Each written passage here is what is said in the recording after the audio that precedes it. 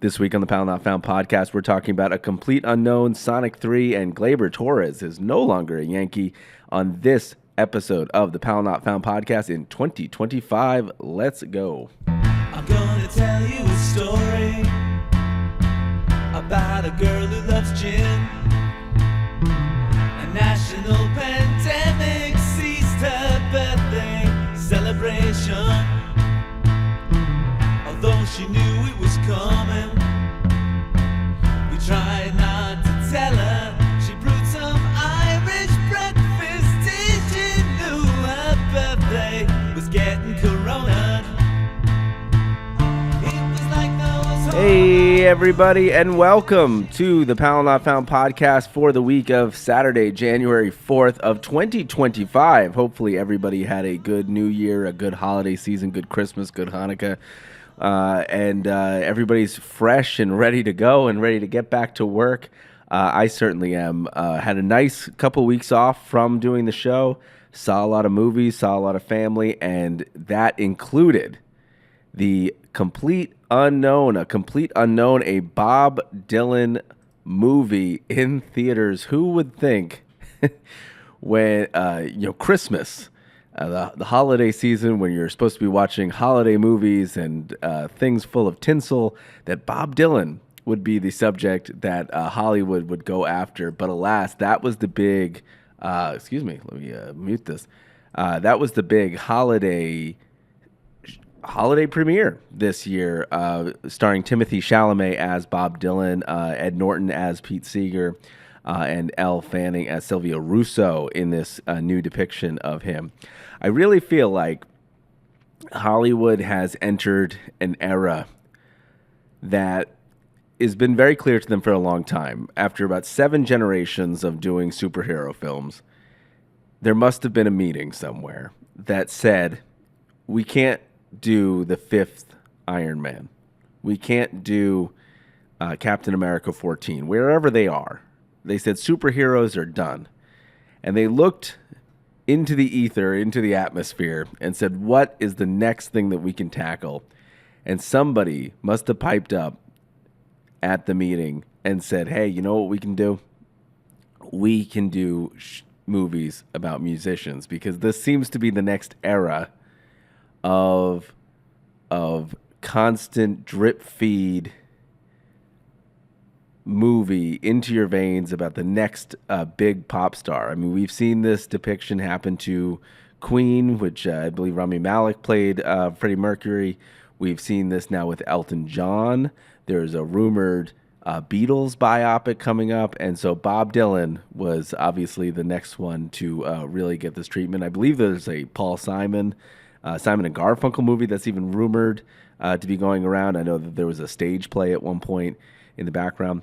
But this is the new superhero movie genre that we might be destined to be sick of in 5 years. And this is the next installment, Bob Dylan. And to be honest, the movie itself, I wouldn't necessarily call it a triumph. I think it's a very, very long, drawn-out film. I enjoyed myself as much as I can enjoy the same kind of formula that a lot of these music movies tend to have. And if you've seen the Elvis picture, which was another one of their ones that came out a couple years ago by Baz Luhrmann, this one follows very much the same kind of storyline, if you will, right? Musician kind of is from the grassroots. He gets kind of discovered, and eventually his music gets so big there tends to be opposition from management when he wants to evolve. Now, with Elvis and the story of Baz Luhrmann, we know that's typically kind of what happens, but there's also a predictable and understanding that we also know that Elvis's story leads to his ultimate demise, right? His relationship with Colonel Parker kind of deteriorates over time, and Elvis eventually ends up passing away. And so that inherent tragedy is running through that film, right? We know that they don't have to dramatize anything because the drama is already kind of built into the actual thread of the plot. With Bob Dylan, it really felt like they were concocting drama because there might not have been that much opposition at the time. And a lot of people would say, maybe, you didn't grow up in that era, and I'd say you're correct.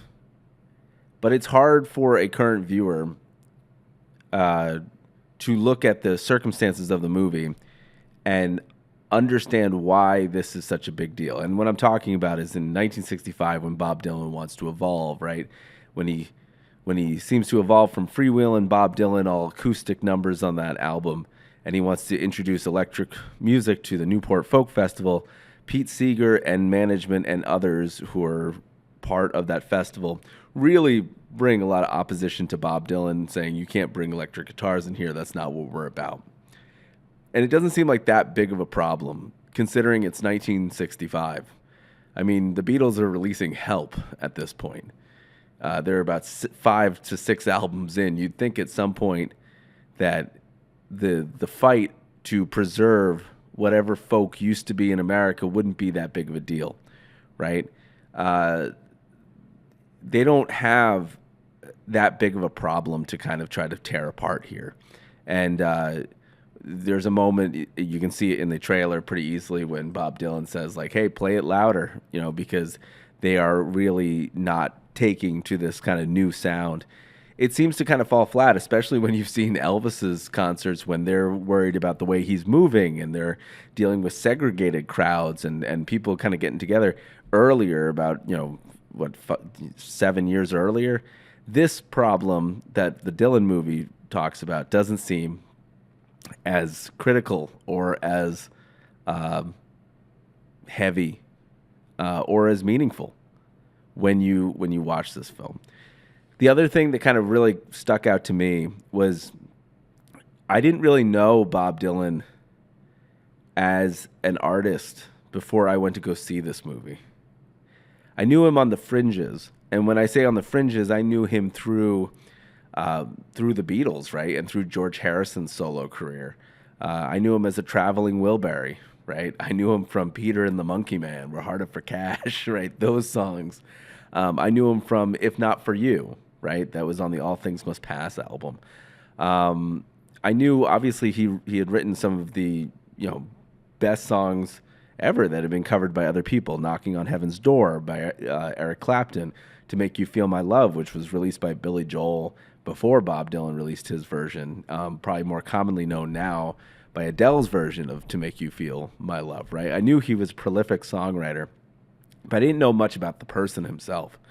And this movie doesn't really hold back any kind of punches in terms of letting you know that Bob Dylan is not really an endearing character, and so he's hard to root for, right? He cheats on his in the very beginning of the movie. He cheats on the woman he's living with at the time with somebody else so quickly, not even a thought. Joan Baez calls him a jerk in the trailer, right? He is very kind of aloof and indifferent. There's a whole trend on social media right now of people just acting like Bob Dylan, kind of acting like a jerk. The movie doesn't really try to sugarcoat Bob's seemingly dramatized personality. And it makes it kind of a hard watch because normally when you watch a movie, you tend to kind of grow attached to the character. In this case, you kind of grow away from the character by the end of it, and you kind of find yourself not caring, which I think is kind of hard to string that along. And do I want to see let's put it this way: do I want to see a second Bob Dylan movie?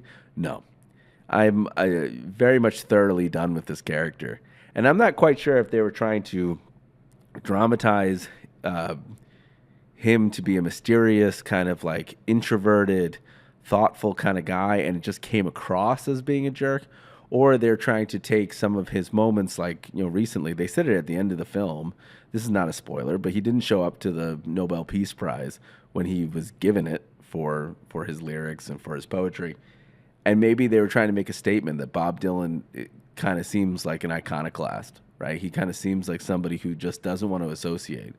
And so they were trying to get that across, that he has not just become that person over time. He was that person from the very, very beginning, right? He doesn't have that affable personality that a Paul McCartney had, that an Elvis had, right? Where he was face first. Bob Dylan was very much behind the scenes.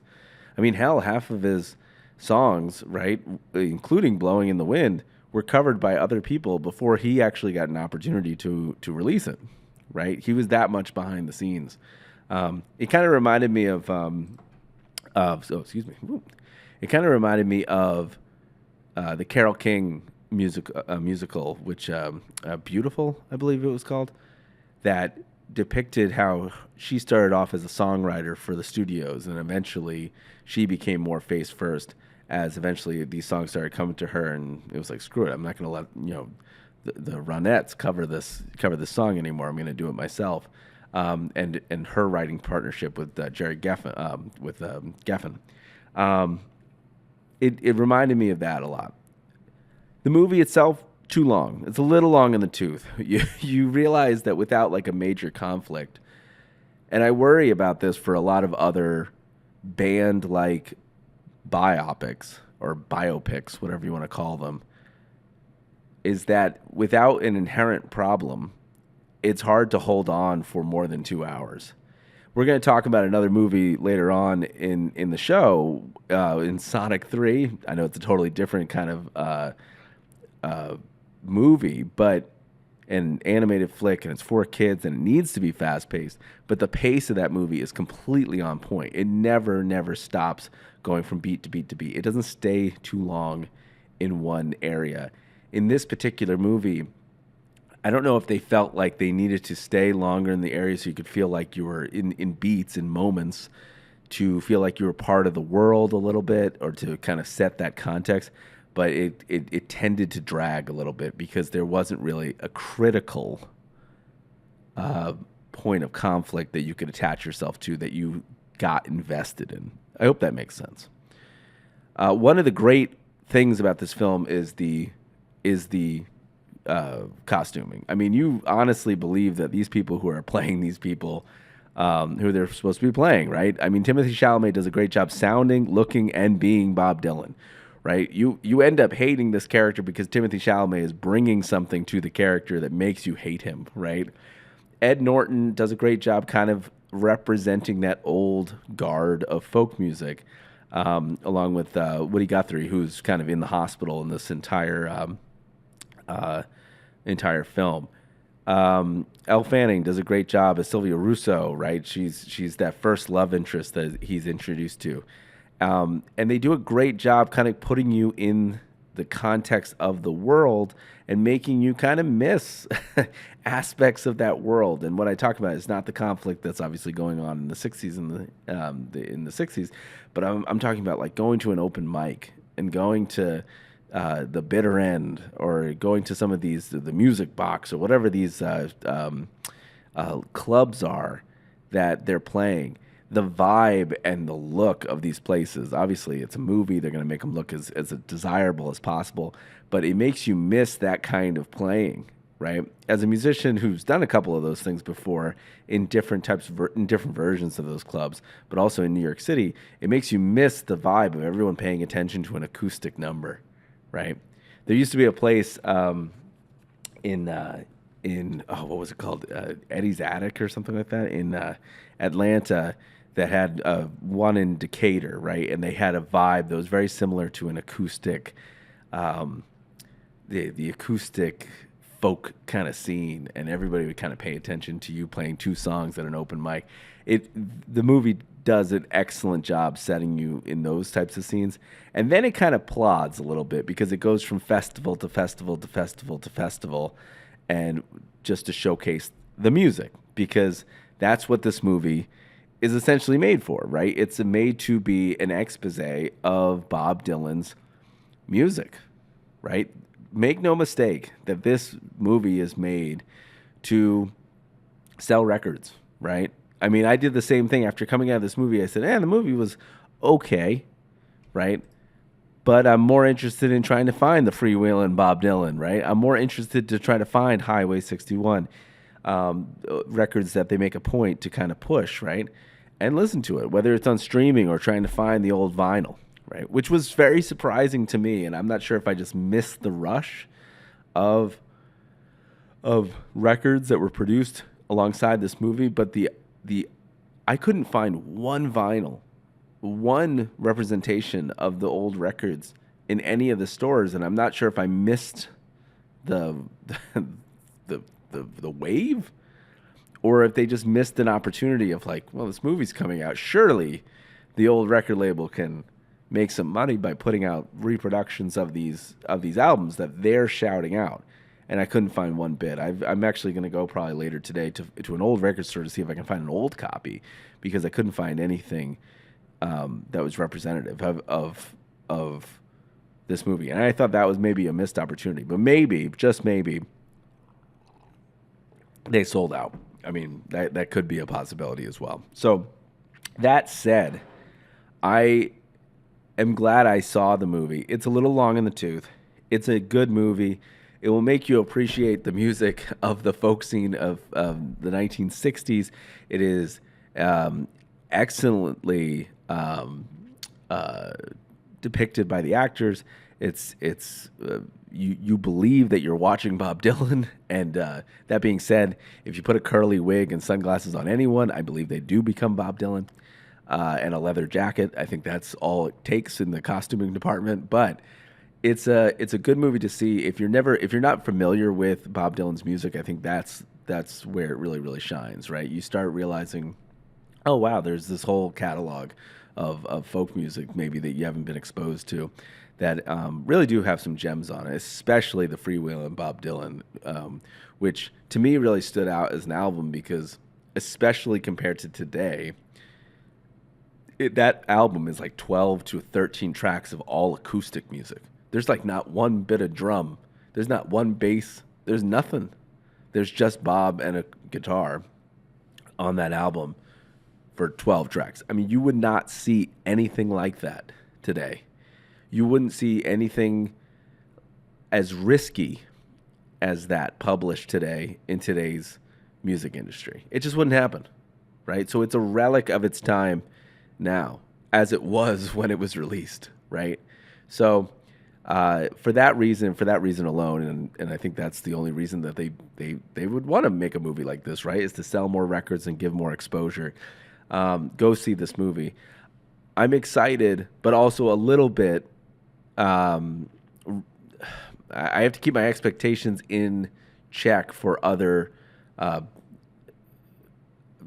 biopics about musicians that I care about, especially this rumored Beatles one that's coming up, because, I really liked the Baz Luhrmann Elvis, even though it got panned, right? Because I thought stylistically they made a choice, right? They really made it out there, and they made visually spectacular, as Elvis tended to be, With this particular one, I felt like they kind of stayed a little bit more grassroots, a little bit more real, because that's what Bob Dylan's music is.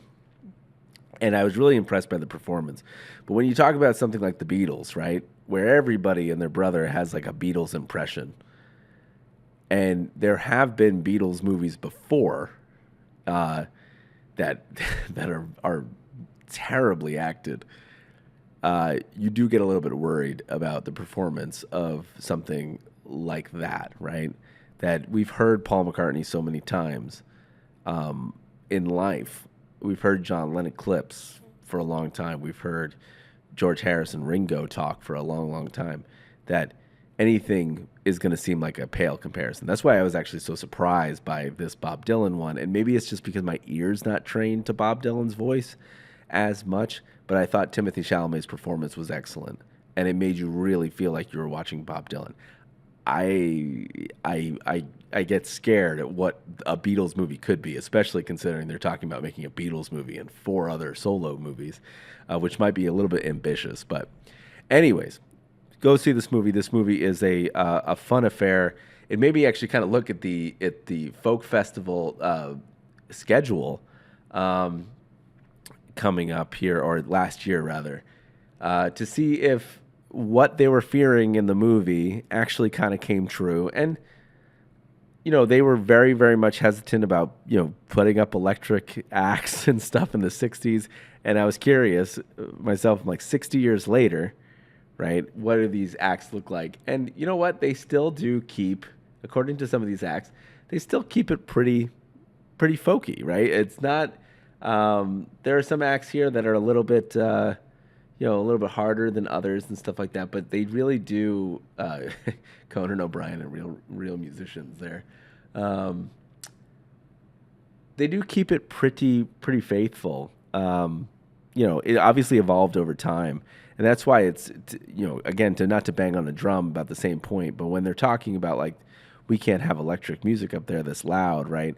It felt like very much like, oh, well, this festival won't survive as it did now for 60 years, without it evolving at some point. So it's interesting. So, I mean, go look at some of the acts that they had last year and give your opinion here and let me know if they've remained true to their initial statement here about keeping it folk-like, which it seems like they did. I mean, there are some other acts, but how are you going to survive if you don't adapt, right?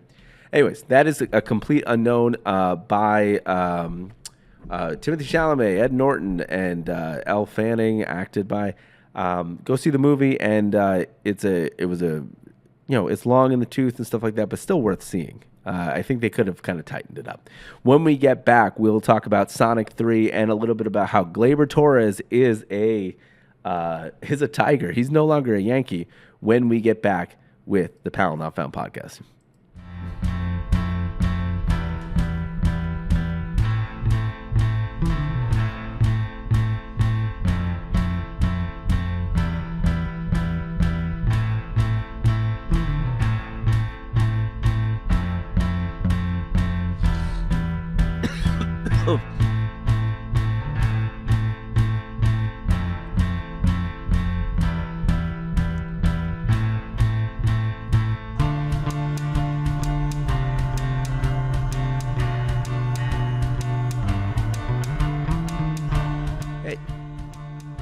Hey, everybody, and welcome back to the Powell Not Found podcast, available on YouTube and on podcast platforms, Spotify, and on Apple Podcasts. Go ahead and rate and review the show. Subscribe to the channel on YouTube. Help make the show grow. Comment on all the stuff.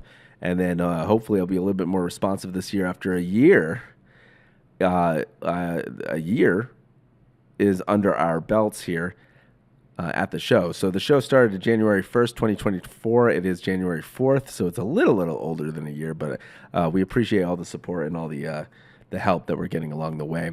Let's talk about a movie that I more recently saw. There were four big movie holiday releases this year, which was Nosferatu, which was the Dracula story. There was Sonic. There was obviously A Complete Unknown. And then there was Mufasa, which I have not seen. But something about the live-action Lion King is, it's like seeing the Planet of the Apes movie. It's like, it just doesn't feel real. And it's kind of creepy, a little bit. You got to get over that hump of watching, like, talking animals and stuff like that and not feel like you're watching a really, really good rendition of Homeward Bound. But I went to go see, talking about talking animals, Sonic the Hedgehog is a little bit easier to digest. So, Sonic, I have an interesting relationship with Sonic because I was not a Sega kid growing up, right? I was a Nintendo kid. I was a Mario kid. So a lot of the allusions to the video games, to me, were very much limited to the limited amount of time I played Sonic on other people's systems. When I would go to other people's houses as a kid, and they would have a Sega Genesis, and I was so, amazed by this system. I was like, oh, you have a third button on your controller? Holy crap, right? And I would see Sonic, and I never quite understood why Sonic was popular, because when I tried to play it, and even now, I'm very curious with Sonic Mania that's coming up, or that came out rather, that this franchise, for all intents and purposes, continued to make games, I don't think the popularity, I think this is a fair assessment. I don't think the popularity of Sonic necessarily went up from the apex it was in the 1990s. I think it kind of gradually declined as it kind of went through the era of like Sonic CD and Sonic and in the Dreamcast and that kind of. And when Sega fell off a cliff after the Dreamcast, I think Sonic did too until Nintendo kind of picked up the licensing from Sega and started putting Sonic in other kind of Nintendo games, and I think it started gradually improving again. I think that's a fair assessment.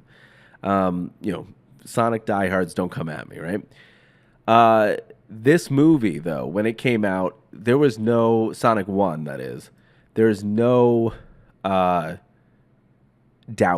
in my mind that this movie was either directed was either going to go in two directions. One, when they first came out with that animation style for Sonic 1, and Sonic kind of looked a little bit creepy, right?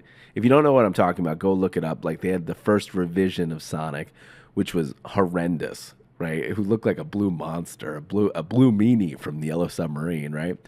And they fixed him to make him look a little bit more like the Sonic that we know, right? We knew the movie had some chance, right? Because video game movies, I think in the past, I don't think that's the case anymore, but they have a tendency to be like, they're going to be bad. Spearheaded by the 1993 Super Mario Brothers movie, generally speaking, video game movies do not do well, right? It's only been recently as, like Uncharted has kind of done well. The Sonic movies done well. The Mario Brothers movie has done well. The Minecraft movie, I'm sure, is going to do gangbusters coming out soon. And so I didn't see Sonic 1. I didn't see Sonic 2, but I knew the popularity was huge, and the comparison was always against Mario versus Sonic, which movie is better. They came out kind of concurrently. They came out subsequently, a year after Sonic 1. I think Mario Brothers movie came out. So again, this kind of old rivalry that happened in the 90s was happening currently, right? The Mario movie kind of came and went. I think I personally enjoyed it. I don't understand the kind of criticism against it, but the Sonic movies have done well, and they've done well consecutively, right? And so when I went to go see Sonic 3, I was a little concerned that I'm like, maybe I'm not going to get it. That is not the case. You can go see this movie not having seen 1 and 2 and still have a great time. And I mentioned this in the previous segment, but this movie, Sonic 3, has an incredible pace. It reminds me of the Spider-Man paces of the new Tom Holland Spider-Man, where it just keeps on going and going and going and going. And before you get tired of any beat in this film, it's on to the next one. Because this film, and maybe this is true with 1 and 2, right? Everybody sound off in the comments. You can tell me if this is true.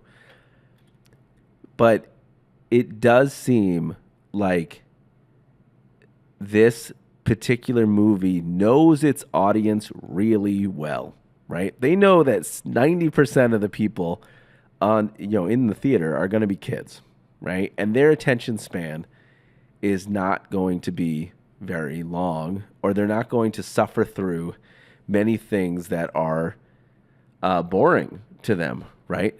They're going to kind of lose interest, right?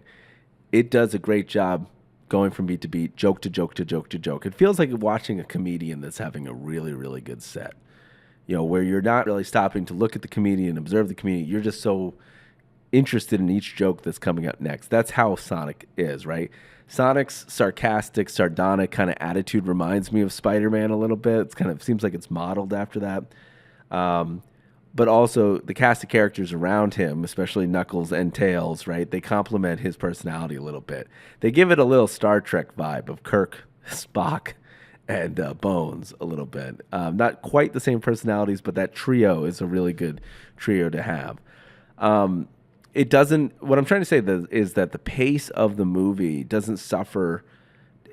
It's not long in the tooth or kind of overindulgent, or they don't rely on voiceover to get a lot of the exposition out or anything like that. They just keep on going. They don't suffer the same problem that like If had. The movie If last year, the John Krasinski, Steve Carell venture. that movie was top heavy, right? And we talked about this last year. It was top heavy, and I think it kind of let children's minds wander, right? And they didn't captivate them right away. Sonic doesn't do that, right? Even the fight scenes, I was kind of impressed by, because I think in a world where we're all conditioned by Marvel films, that the fight scene goes on so long, right? Only rivaled by Gods and Generals 45-minute battle scene. If anyone gets that reference, sound off in the comments, because that movie was so long it had an intermission. Even the battle scenes are short, sweet, and concise, and they move on, and it's easier to kind of take in, right? At first, I was a little bit freaky. They do. At first, I was a little bit kind of worried, and I was a little freaked out because they have a sequence where they're jumping out of a helicopter, and you can see the camera kind of start to shake, and that is a little bit hard to take in. Didn't experience that throughout the entire movie. It was just an easy, pleasant, great watch. Jim Carrey performance in these movies, I guess, and I'm curious to go back and watch 1 and 2, is excellent. To me it's perfect casting, right? Because so much of Sonic and so much of this franchise hit its apex in the 90s, right? And one could also argue that Jim Carrey probably hit his apex in the 90s, right? And continued to kind of be in and out of public light, right, for certain, things or whatever.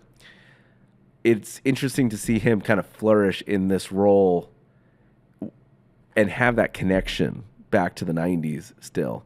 It's a perfect role for him. He plays himself and he plays his grandfather, Robotnik, in the film. It gives off not only a 90s vibe being attached to Sonic, but it also kind of like throws back to the same actor playing two roles, something you'd see like in The Nutty Professor in 1990s. So I thought in the 1990s, I think that was brilliant. But his personality, you watch these films much less for the interaction of Sonic. You really watch these films for Jim Carrey's ridiculous characters. You watch this for his depiction, his 2024, 2025 version of his stand-up act in this movie. He plays a eccentric, crazy, over-the-top, absolutely wild archetype in this film, and he brings that character, which was wacky and crazy anyways, in the video game, but he gives him such charisma and life in this performance. So hats off to Jim Carrey, because that he makes these movies watchable, and they're very funny. They also weave a lot of jokes that are honestly going to go over any kind of kid's head into this movie. So it's not like something that's completely catering to kids. Adam Schwartz, his improv skills and stuff, and his performance playing Sonic is very, very good. He weaves in jokes left and right. I think they kind of use a template that Deadpool's kind of set out, where they can be kind of real. They can kind of break the fourth wall a little bit. They can kind of play around with the format and be goofy, because they know, and they inherently kind of know that they're in a movie. So they use a little bit of what Deadpool kind of introduced in 1, 2, and 3, and they kind of insert it into this movie. For me, separating Adam Schwartz from everything else he's played is a little bit difficult, because in my mind, I'm listening to Sonic and picturing John Ralphio from Parks and Rec. I'm picturing his Anchorman from that Funny or Die series that he did with Lauren Lapkus for the morning show, for the morning news show that they did. So for me, it's very hard to separate him from his other previous work, because his voice is so recognizable. Did not have that problem with Keanu Reeves, though. It actually struck me as a surprise. I went in kind of blind. I didn't realize he was in this movie. And so with those little critiques, those were like pretty much the only things I could kind of pull from this movie that could have been negative, because overall I thought I had an enjoyable time, and it was a fantastic movie. So if you do have the opportunity this week or this holiday week, if you have a little bit more vacation time, go see Sonic the Hedgehog 3, 2024 movie starring Ben Schwartz. I'm sorry, Ben Schwartz. I said Adam Schwartz. I've been thinking about other things. Ben Schwartz, Jim Carrey, and Keanu Reeves coming out this year. So go see it. It's a great movie. When we get back, we'll talk a little bit about Gleyber Torres leaving the Yankees, and then we'll wrap up the show pretty soon. All right. We'll be right back.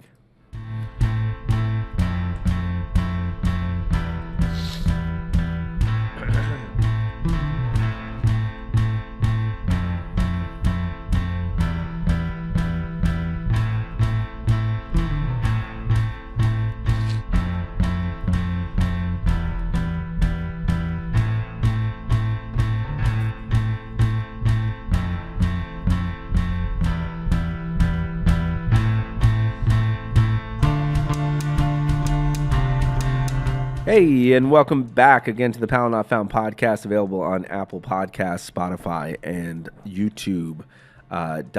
YouTube.com/@PowellNotFound. You'll find the channel there. Just search Powell Not Found, and you can subscribe to the channel there.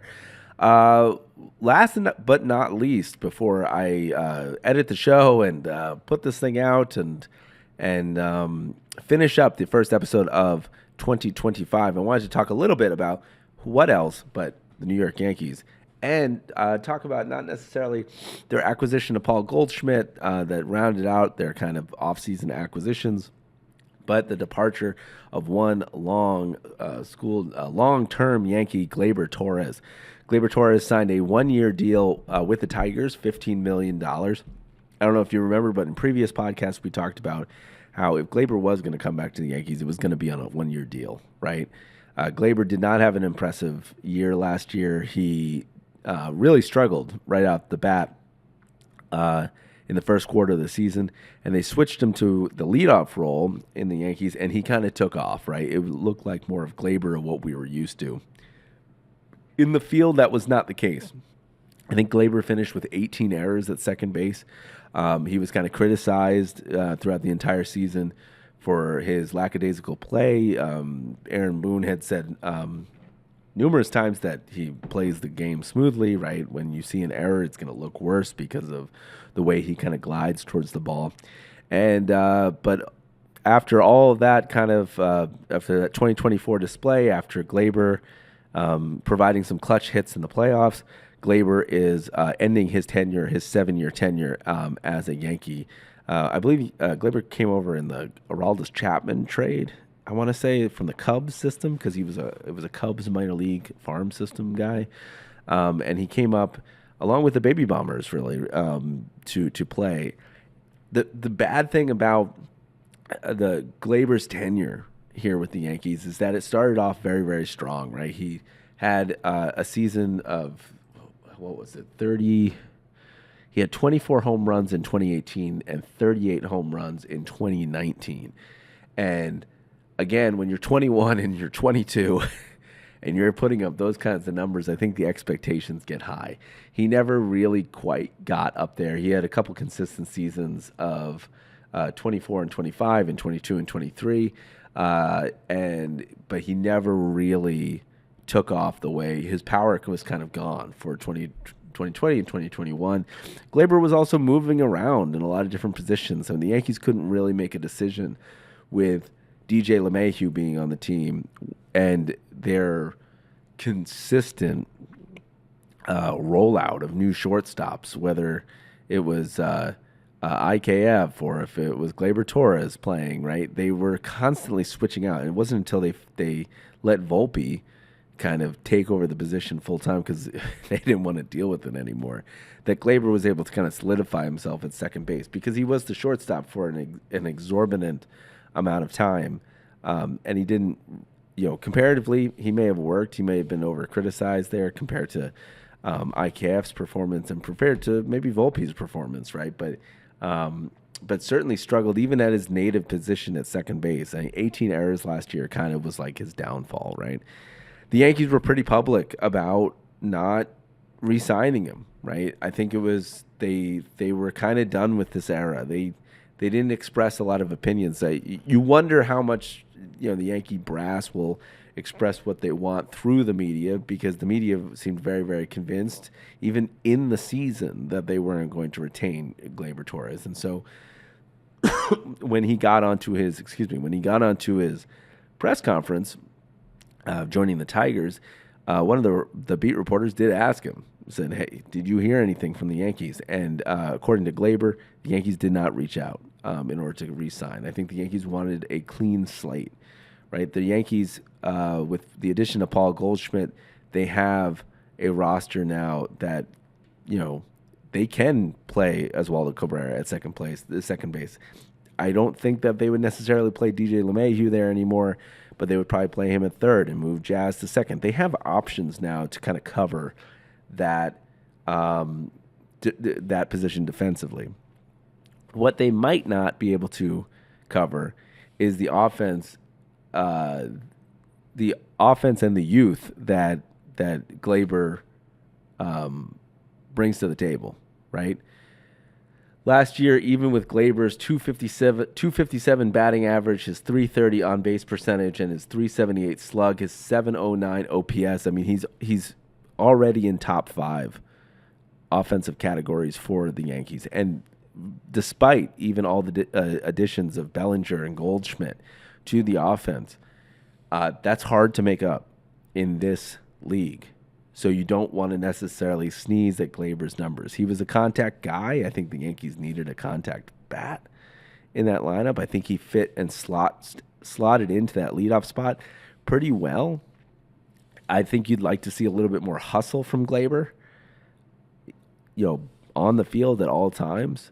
And so if he had that, maybe he would still be a Yankee. But right now, he's a 1 year. He's going to the Tigers for 1 year. I would imagine that this contract pretty much is reflective of he's going to do a do-over year of his free agent class. He's only 28 years old. He'll be 29 as a free agent, and maybe he can kind of garner more money if he has a really successful year with the Tigers, right? So as much of it as it pains me, I mean, Gleyber, sometimes when he would kind of botch a ball in the field, it would pain me to kind of see that. When he got benched by Aaron Boone, I was glad to see it, some accountability, but I wish that accountability kind of stretched beyond Gleyber, because I don't think Gleyber was the only one kind of jogging out routine ground balls. I mean, that we'd seen people pimp home runs off of balls that are off the wall and only make it to first base. I mean, the accountability should have stretched throughout the entire team. Excuse me. I think that they should have extended it a little bit more. So I was kind of sad to see Gleyber get the brunt of that. But all in all, though, Gleyber was consistency, right?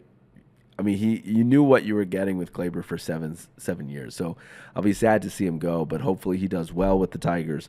Hopefully he has a banner year, and hopefully he can find a long-term contract with another team to kind of finish out his year. I mean, his stats are nothing to sneeze at. 7 years, 870 hits, 154 doubles, 138 home runs. He has a lifetime 265 batting average. And in this day and age, that's pretty good, right? Those are the numbers that you're shooting for in this, this era of offensive numbers being very, very, very stripped down. So anyways, it will be a new era at second base for the Yankees. The Yankees will have Cabrera. They will have they'll have LeMahieu. They'll have Jazz. It will be interesting to see what they do to fill that hole and who fills out the leadoff spot now, right? Do they put Volpe back up there, because they really seem like they were itching to kind of get Volpe in that spot? We don't know.